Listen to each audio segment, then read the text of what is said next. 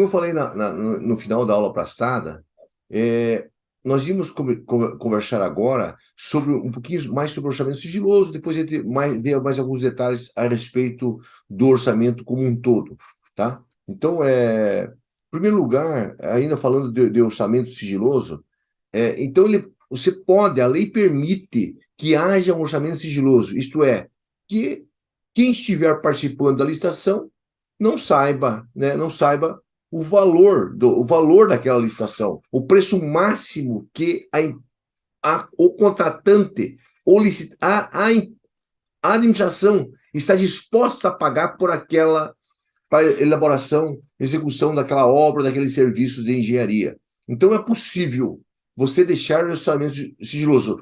Só o seguinte, de acordo com a lei 14.133, diferentemente lá da antiga lei do RDC, o caráter sigiloso ele tem que ser justificado nos autos. Então, é uma exceção. Você justifica por que você está fazendo sigiloso. Tá? E, em que pese ser sigiloso, você deve divulgar os detalhamentos dos quantitativos. Você não vai ter sigilo no custo e nos preços, mas o quantitativo você vai ter que demonstrar, você vai ter que divulgar, e todas as informações que forem necessárias para que depois quem participa da licitação possa fazer a sua proposta. Então, ele é sigiloso em relação ao valor, mas em relação aos quantitativos, tá? E todas as informações necessárias, você tem que colocar nos autos. Perfeito? Tranquilo? Tá? E lembrando que esse sigilo, gente, ele não permanece para os órgãos de controle interno e externo. Os órgãos de controle interno e externo, eles terão direito a utilizar, a olhar, analisar, verificar o orçamento ainda antes da licitação. Tá? Eles têm total liberdade. Logicamente, se eles quiserem olhar esse orçamento, logicamente, eles vão assumir a responsabilidade também por esse sigilo. Não há dúvida nenhuma. Mas o controle interno, Ministério Público, Tribunal de Contas e o próprio controle interno da administração, eles têm direito a verificar esse orçamento, tá? Então, se for, lógico, se nós adotarmos o critério de julgamento do maior desconto, não pode ter sigilo, né, gente? Porque quem participa da licitação, ele tem que saber sobre o que ele está dando desconto. Então, quando eu utilizar o maior desconto, eu não posso ter sigilo no orçamento. Isso é importante. Perfeito? Tranquilo? Tá? E tem que divulgar como anexo do edital, então, todos os serviços e seus quantitativos. Tá? Todos, tá? Com referência, inclusive, da tabela referencial, a tabela que você está usando, tabela CIU, SINAP, DR, né? A tabela que estiver usando. A empresa, e outra coisa, quando você trata desse tipo de orçamento, tá? Com base no outro projeto, né? E você utilizando, então, o regime de empreitada que nós veremos depois, logo, logo, de contratação integrada, a empresa não pode alegar erro ou omissão na composição. Por quê? Porque ela tem a liberdade de colocar a própria composição dela, a composição dos serviços dela, certo? Então, a empresa, isso está previsto na lei, a empresa não pode alegar algum erro, alguma omissão, então, nessa composição, porque o anteprojeto é uma referência que pode ser, ao fazer o projeto básico, ser alterado do jeito que quem fizer o projeto chegue ao resultado, tá? Com orçamento sigiloso, as empresas precisam, isso é uma coisa interessante, se dedicar a fazer a sua proposta com mais cuidado, estudar o projeto, porque ela não pode simplesmente, tá? Como muitas vezes acontece, principalmente com empresas menores para obras menores, né?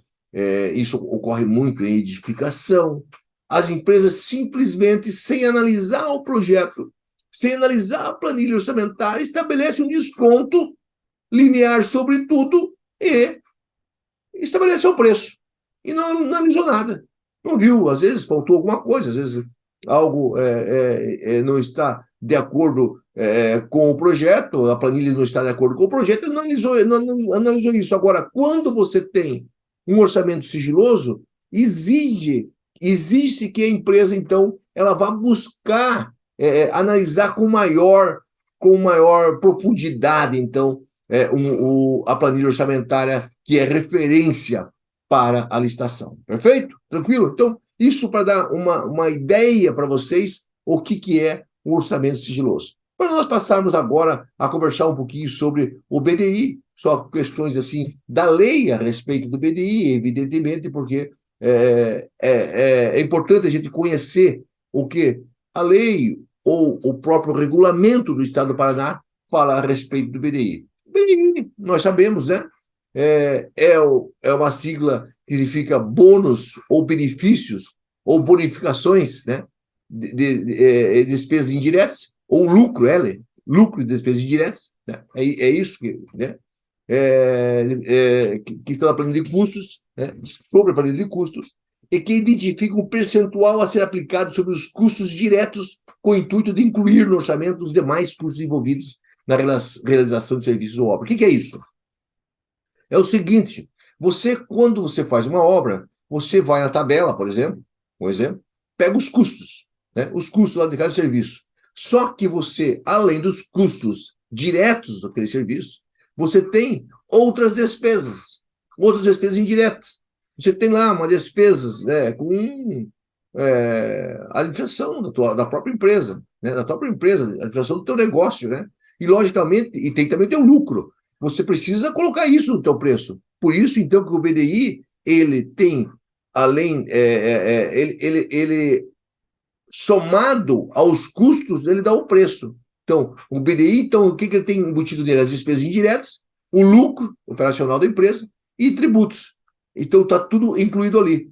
O lucro, acredito que sem maiores delongas, né? É a margem de segurança vinculado a um conjunto de custos diretos e despesas indiretas, reservada para possibilitar a superação das incertezas do contrato de construção e recompensar a empresa pelo serviço prestado. Então, ele tem esses dois objetivos, né? Primeiro, superar incertezas, que realmente é uma obra sempre permeada de incertezas, não há dúvida nenhuma, e recompensar a empresa, que ela está naquele negócio, evidentemente, para ter uma recompensa, né? Uma recompensa.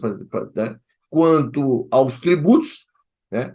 Os sobrefaturamentos são os que incidem no preço final do serviço. Imposto, então, os tributos sobre faturamento. ISS, Imposto sobre Serviço, Imposto Municipal.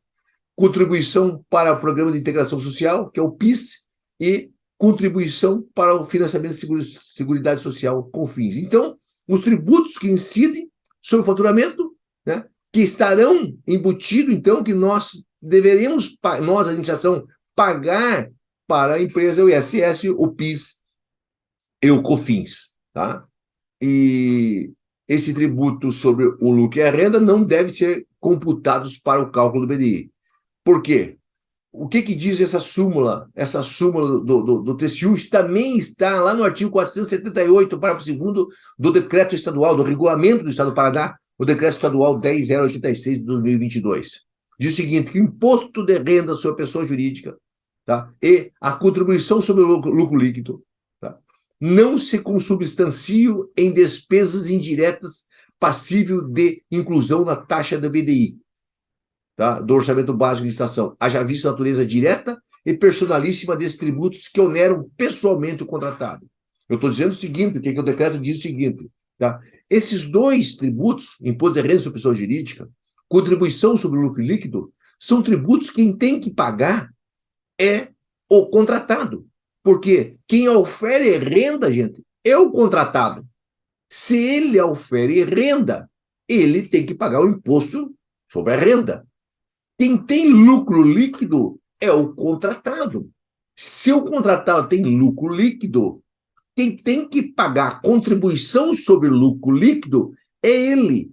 Por isso eu não posso incluir no BDI. Porque se eu incluir no BDI esses tributos, nós da administração, a administração estará pagando o imposto que é ele que tem que pagar. Tá? Por isso que não se inclui o imposto de renda e a contribuição sobre o lucro líquido no PDI. Perfeito? E nas licitações de obras de engenharia, após julgamento, o licitante vencedor deverá reelaborar e apresentar à administração, por meio eletrônico, as planilhas. Como estou dizendo o seguinte: com a nova, nós vimos agora, já nesse nosso curso, que licitações são assim, né? Primeiro habilita, primeiro a proposta, lógico, depois a habilitação. Primeiro a proposta de preço, depois a habilitação, tá? Então, depois que você tem o vencedor, ele deverá reelaborar uma planilha, tá? Uma planilha que vai fazer frente ao preço que ele deu, tá? Essa planilha vai ter que indicar os quantitativos dos custos unitários de todos os serviços, independente do regime de execução, mesmo na contratação integrada, mesmo na semi-integrada. Ele vai ter que, depois que ganhar a licitação, fazer uma planilha e indicar os quantitativos de serviço por serviço, os custos de serviço por serviço, custo unitário, então. Tá? Ele tem que indicar. Depois que ele for o vencedor da licitação, ele tem que entregar uma planilha para nós. Ele tem que detalhar o BDI dele, o bônus de despesa indireta dele.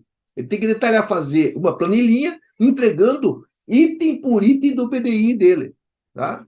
Ele ainda tem que detalhar os encargos sociais, tá? Aqueles encargos que são pagos ao trabalhador da construção civil. Ele tem que entregar tudo isso para a administração, né?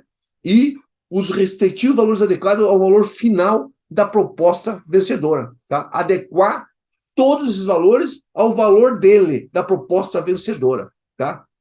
É admitida a utilização de preços unitários, no caso de empreitada ao preço global, empreitada integral, contratação semi-integrada, contratação integrada, exclusivamente para eventuais adequações dispensáveis no cronograma físico-financeiro e para balizar excepcional aditamento posterior do contrato. Significa o quê? Eu tenho que ter serviço também.